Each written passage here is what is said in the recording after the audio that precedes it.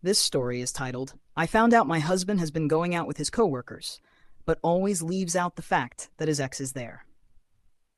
I'm Emily, 46 years old. My husband Daniel and I have been married for 12 years.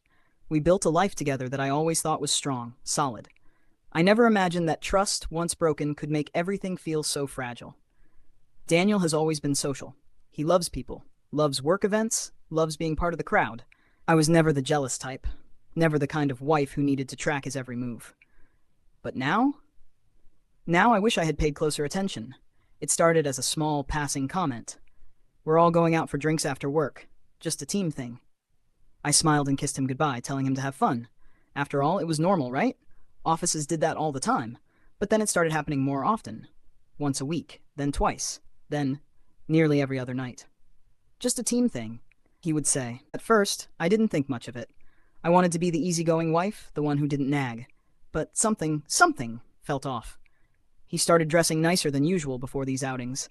Not his typical work attire, but something sharper, more deliberate.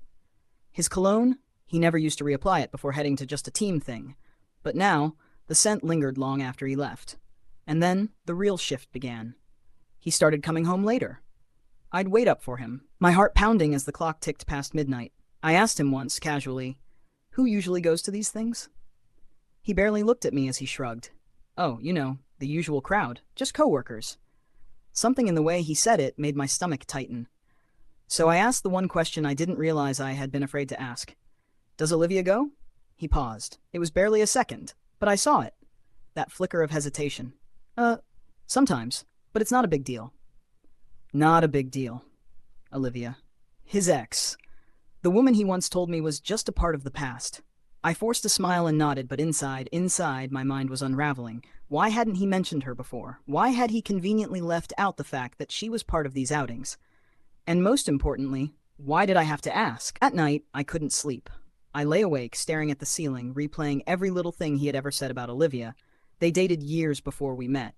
He told me they ended things on good terms, but lost touch after.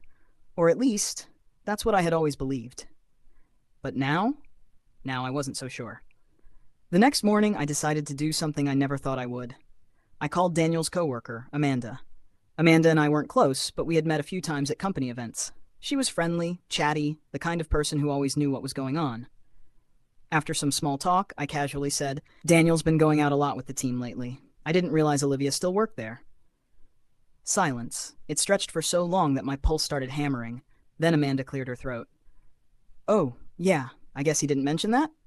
I forced a laugh. He did. Just briefly. Right, well yeah, she's been at almost every outing. I mean, they get along great, so... I stopped hearing her words. My ears were ringing. Almost every outing. He hadn't just bumped into Olivia a few times. He had been seeing her regularly. And he never told me.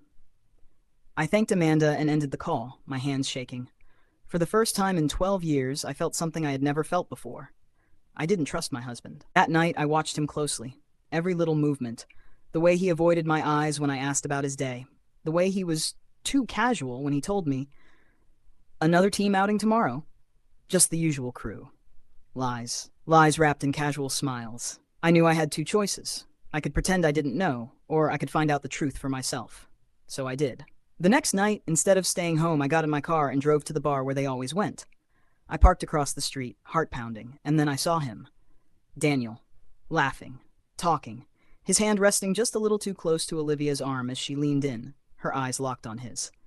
My husband, who had looked me in the eyes and told me it was just a team thing. I clenched the steering wheel so hard my knuckles turned white. I wanted to believe I was overreacting. I wanted to believe this was innocent. But deep down I knew better. Because when Olivia placed a hand on his chest, and he didn't move away, I felt it. The sharp, undeniable stab of betrayal. I didn't confront him that night. No. I drove home in silence, my mind racing, my heart breaking. I needed to be sure. So I did something I never thought I would. I went through his phone. I hated myself for it. Hated the way my hands shook as I scrolled through his messages. And then I found them. The messages between him and Olivia. Can't wait to see you tonight. You always make my nights better. I forgot how easy it is to talk to you. Missed this. Missed. Not missed. Missed. As in, Something that was lost before, something that had now been found. My stomach churned. I scrolled further. And then I saw the picture. A selfie of Olivia, taken at the bar, her lips slightly parted, her eyes full of something unspoken, sent to my husband. And his response? A simple, smiling emoji. A secret language between two people who shouldn't have any secrets at all. I put the phone down, my body numb. 12 years. 12 years of marriage, of trust, of love. Had it all been a lie? The sound of the front door opening snapped me back to reality. Daniel walked in, humming softly, oblivious to the... My breath caught in my throat as Mark's face paled. He looked like he had seen a ghost. Or maybe he had just been caught by one. Jessica followed his gaze, turning to look at me. For a split second, her expression was unreadable. And then, just like that, she smirked and leaned back in her chair as if this was some private joke between them and not me. Something inside me snapped. I didn't march over. I didn't scream or cry. No, I simply walked toward their table, step by step, feeling my heartbeat slow as my entire world crystallized into one terrible, undeniable truth. I didn't know the man sitting across from her anymore. Mark stood up quickly, his chair scraping against the floor. "Sarah, what are you doing here?" I tilted my head, forcing a calm smile. "Funny, I was about to ask you the same thing." The entire bar seemed to hush. I could feel the weight of eyes shifting toward us, whispers stirring in the air. But I didn't care. This wasn't about them. This was about us. Mark's eyes darted between me and Jessica. He opened his mouth, then closed it. He had no excuse. And then Jessica spoke. "Relax, Sarah. It's just a drink between old friends." Old friends. My jaw tightened. I turned to Mark, my voice sharp. "Is that what this is?" His throat bobbed as he swallowed. I didn't think it was a big deal. A big deal. I let out a shaky breath, nodding slowly. "You didn't think it was a big deal, right?" I turned to Jessica. "And you? Is it not a big deal to be sitting here laughing with my husband, reminiscing about old times while he lies to me about where he is?" Jessica raised an eyebrow. "He never lied." I let out a bitter laugh. Lies don't always come in words. Sometimes they come in silence.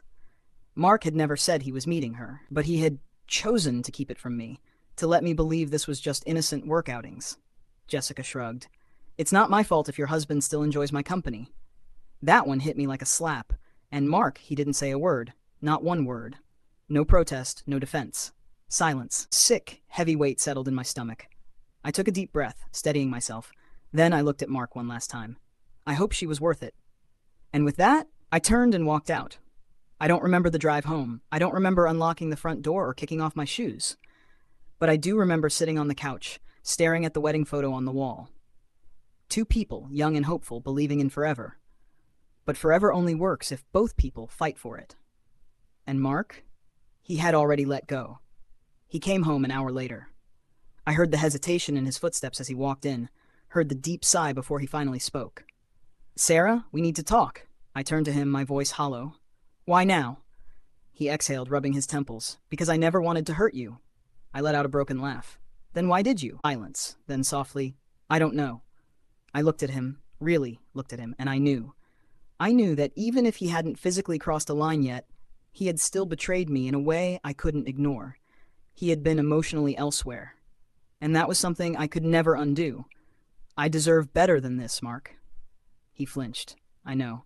Then why wasn't I enough? He had no answer. And that was answer enough. That night, I packed a bag. I wasn't sure if I was leaving for good, but I knew I needed space. When I reached the door, Mark called out, his voice raw. "Sarah, I still love you." I turned, meeting his gaze one last time. "Then you should have acted like it." And with that, I walked away. Maybe this wasn't the ending I had planned. Maybe it wasn't fair. But it was necessary. Because love should never have to compete with ghosts from the past. And I was done living in someone else's shadow. If this story resonated with you, don't forget to like, comment, and subscribe. Have you ever been blindsided in a relationship? Share your thoughts below.